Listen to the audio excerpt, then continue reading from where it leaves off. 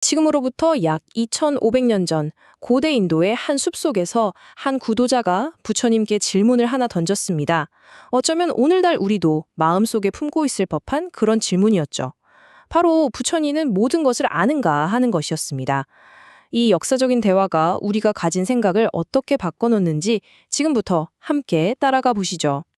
보통 우리가 부처님 하면 어떤 이미지를 떠올리나요?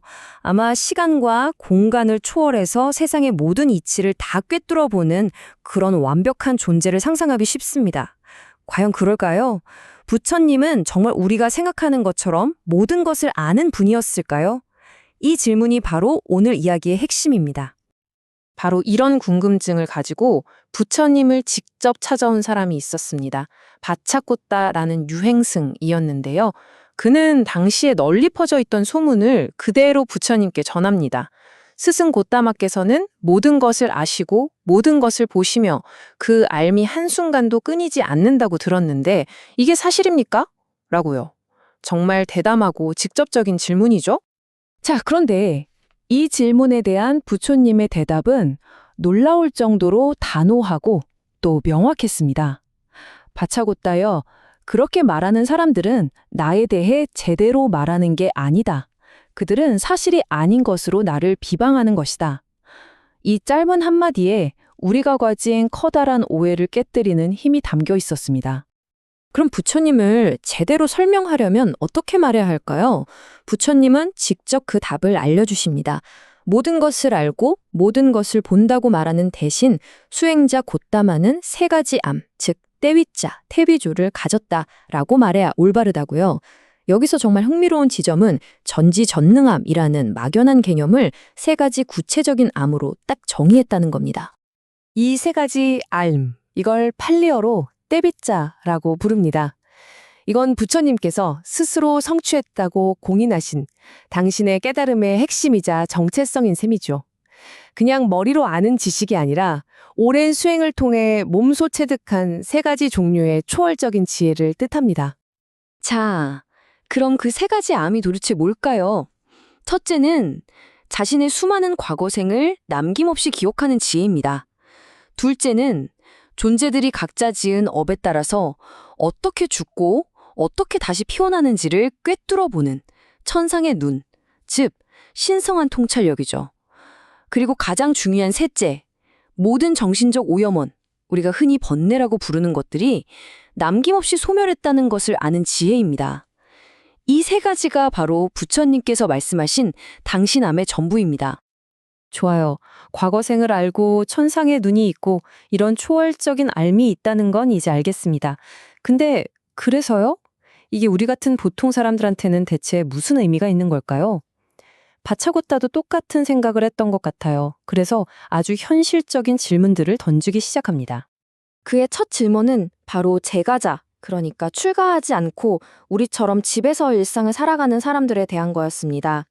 세속적인 삶의 여러 의무와 조건들을 버리지 못한 평범한 사람이 이 생을 마친 뒤에 모든 괴로움의 끝, 즉 완전한 해탈을 이룰 수 있습니까? 하고 물었죠. 부처님의 대답, 이번에도 아주 명확했습니다. 아니요, 바차고타여. 세속의 속박을 버리지 않은 제가자 가운데 몸이 무너진 뒤에 괴로움을 끝낸 사람은 단 한 명도 없다. 완전한 해탈은 그만큼 완전한 내려놓음을 통해서만 가능하다는 그런 뜻이겠죠. 바차고타는 여기서 물러서지 않고 질문의 난이도를 살짝 낮춥니다. 알겠습니다. 그럼 완전한 해탈까지는 아니더라도 세속의 삶을 사는 제가자가 죽어서 좋은 곳, 예를 들어 천상에 태어날 수는 있습니까? 이거야말로 정말 많은 분들이 현실적으로 바라는 바가 아닐까요? 와, 그런데 이 질문에 대한 부처님의 대답은 정말 희망적이고 또 놀랍습니다.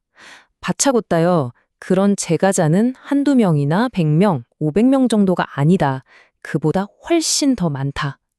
완전한 해탈은 어렵지만 선하게 살면서 좋은 세상에 태어나는 것은 수많은 사람들에게 충분히 가능한 일이라는 그런 희망의 메시지인 거죠. 자, 이제 바차고타의 질문이 다른 쪽으로 향합니다. 부처님의 가르침 말고 당시에 있던 다른 수행법들은 어땠을까 하는 거죠. 그는 비교 대상으로 당시의 한 수행자 집단이었던 아지와카 교단을 언급합니다. 한번 정리해 볼까요? 부처님 가르침을 따르는 일반 신자는 완전한 해탈은 어려워도 천상에 태어날 가능성은 매우 높았습니다. 그럼 아지와카 수행자들은 어땠을까요? 그들에게도 천상에 태어날 기회는 있었을까요? 바차고따가 바로 그 핵심을 찌르는 질문을 던집니다. 스승, 곧담하여 아지와카 수행자 중에 죽어서 천상에 태어난 사람이 있습니까? 이 질문에 대한 대답은 부처님의 두 번째 알, 바로 존재들의 윤회를 꿰뚫어보는 지혜에서 나오게 됩니다. 이 질문에 답하기 위해서 부처님은 기억을 거슬러 올라가시는데요. 와, 그 스케일이 정말 상상을 초월합니다. 무려 91겁, 그러니까 우리가 헤아릴 수조차 없이 긴 시간의 기록을 훑어보시는 겁니다. 이 엄청난 시간적 스케일 자체가 앞으로 나올 답변에 무게를 더해주죠. 그리고 마침내 나온 대답은 그야말로 충격적입니다. 바차고따여, 내가 기억하는 그 91겁이라는 기나긴 시간 동안 천상에 태어난 아지와카 수행자는 단 한 명뿐이었다.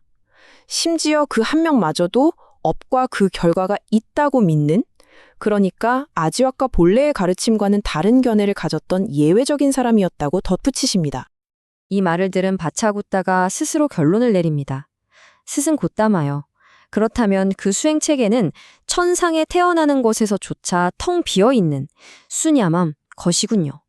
한 수행의 길이 아무런 긍정적인 결과도 낳지 못할 때 그것을 공허하다, 텅 비어있다고 표현한 겁니다. 부처님은 바차고따의 결론이 맞다고 확인해 주시며 쐐기를 박습니다. 그렇다, 바차고따여. 그 수행체계는 천상에 태어나는 것에서조차 텅 비어 있다. 이것이 바로 알의 실용적인 측면인 거죠. 어떤 가르침의 진짜 가치는 그것이 실제로 어떤 결과를 가져오느냐에 따라 판단된다는 겁니다. 자, 바로 이 지점이 오늘 이야기의 가장 중요한 부분입니다. 도대체 무엇이 어떤 길은 공허하게 만들고 다른 길은 결과로 가득 차게 만드는 걸까요? 부처님과 바차고따의 대화는 우리에게 어떤 길이 유익한 결과를 낳고 어떤 길이 그렇지 않은지를 분별할 수 있는 기준을 보여줍니다. 오늘 내용 한번 정리해 볼까요? 첫째, 부처님은 스스로를 모든 것을 아는 존재라고 부르는 것을 명확히 거부하셨습니다. 둘째, 당신의 알을 과거생, 업과 윤회, 그리고 번뇌의 소멸을 아는 세 가지 알무로 구체화하셨죠. 그리고 마지막으로 어떤 가르침이나 삶의 방식의 가치는 그것이 낳는 실질적인 결과로 평가되며 긍정적 결과가 없다면 그 길은 공허한 것이라는 점입니다. 마지막으로 이 질문을 여러분 자신에게 한번 던져보면 어떨까요? 만약 지금 내가 걷고 있는 삶의 길이 내가 원하는 결과로 이어지지 않는다고 느껴진다면 공허하지 않은 길을 찾기 위해 나에게는 무엇이 필요할까요? 이 2500년 전의 대화가 오늘 우리의 삶을 비춰보는 거울이 되기를 바랍니다.